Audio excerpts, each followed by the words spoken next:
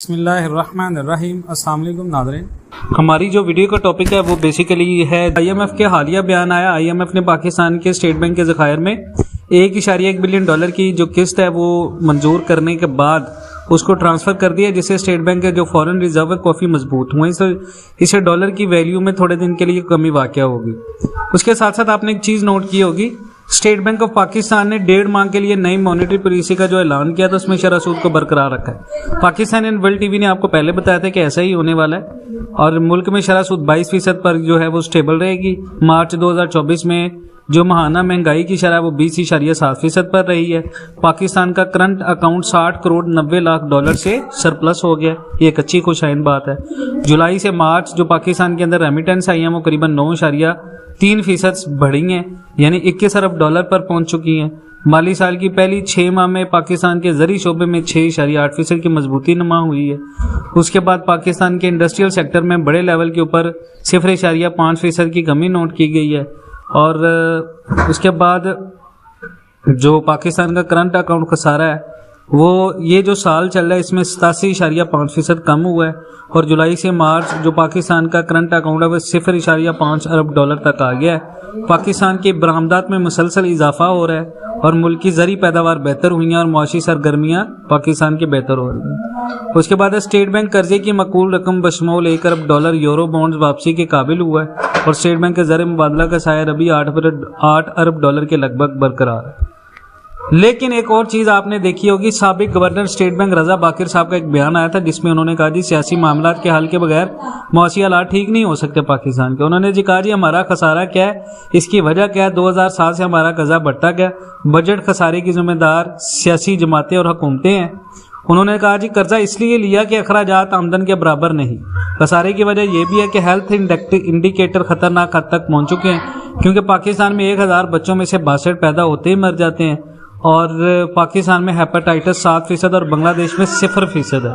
17 साल से कर्जा बढ़ रहा है तो इसमें हुकूमत का मसला है खसारे को कम करना किसी एक जमात के बस की बात नहीं है। SIFC बाहर से सरमायाकारी लाने के साथ तालीम पर तवज्जो दे, खसारा कम करने की हिकमत अमली पर भी तवज्जो देने की ज़रूरत है।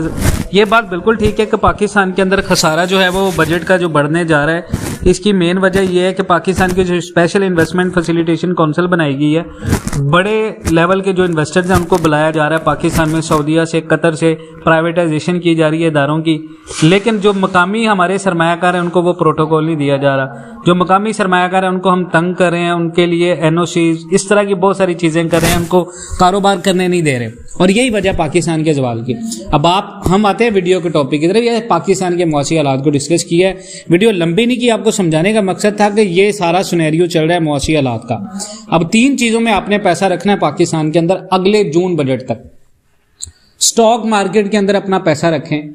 पाकिस्तान के अंदर स्टॉक मार्केट जून बजट तक इसी तरह रहेगी। जून बजट के बाद ये स्टॉक मार्केट क्रैश कर जाएगी।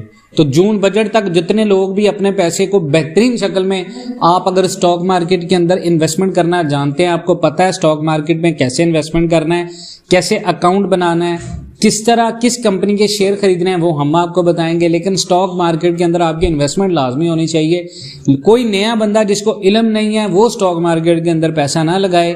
जिस बंदे के पास स्किल्स हैं, जिस बंदे के पास इंफॉर्मेशन है, वो स्टॉक मार्केट के अंदर अपना पैसा लाजमन लगाए। दूसरी चीज़ है कमोडिटीज़।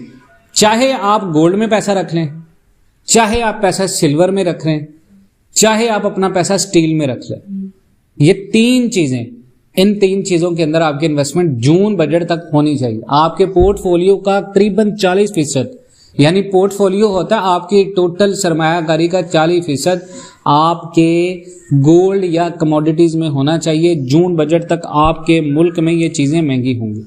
नंबर 3 पे जो चीज़ है वो है रेंटल बेस प्रॉपर्टी।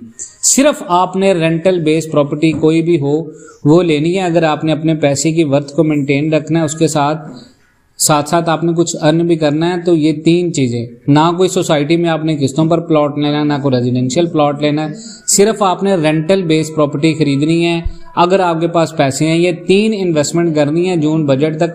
और तीनों इन्वेस्टमेंट आपको फ़ायदा देंगी। इसके अलावा भी बहुत सारी इन्वेस्टमेंट है। अभी पाकिस्तान के अंदर हालिया जो हुकूमत ने गंदम का रेट निकाला है, तो आपके पास अगर बल्क में इन्वेस्टमेंट आप कहीं से सस्ती लेके आके थोड़ा सा उसमें मार्जिन रखे, ये नहीं कि आपने उसको ज़ख़ीरा अंदोज़ी कर लेना, बिल्कुल ऐसा नहीं है। आप थोड़ा सा अपना मार्जिन रख के बल्क में उसको सेल कर सकते हैं। बहुत सारे लोग ऐसा कर रहे हैं, करीबन 20-20 लाख रुपए की इन्वेस्टमेंट करके गंदम की उसको सेल कर रहे हैं, उसके ऊपर मार्जिन ले रहे हैं 2 से 3 लाख रुपए का, और वो बिल्कुल आपका जायज़ है। वो ज़ख़ीरा अंदोज़ी वो होती है जो लंबे अरसे के लिए आप वेट करते हैं। एक चीज़ आप आते सार निकाल रहे हैं लेकिन थोड़े मार्जिन रखिए, तो वो चीज़ बिल्कुल जायज़ है, वो आप कर सकते हैं। तो ये अभी हाल ही में चीज़ है। इसके अलावा लाइफ स्टॉक का बिजनेस है जिसके अंदर आपने पैसा लगाना है, वो आपको बेशक बहुत सारा फ़ायदा देगा आने वाले वक्त के अंदर। मज़ीद इस तरह की अपडेट्स के लिए जुड़े रहें पाकिस्तान एंड वर्ल्ड टीवी के साथ। इंशाल्लाह मिलते हैं नेक्स्ट वीडियोज़ में, तब तक के लिए अल्लाह हाफ़िज़।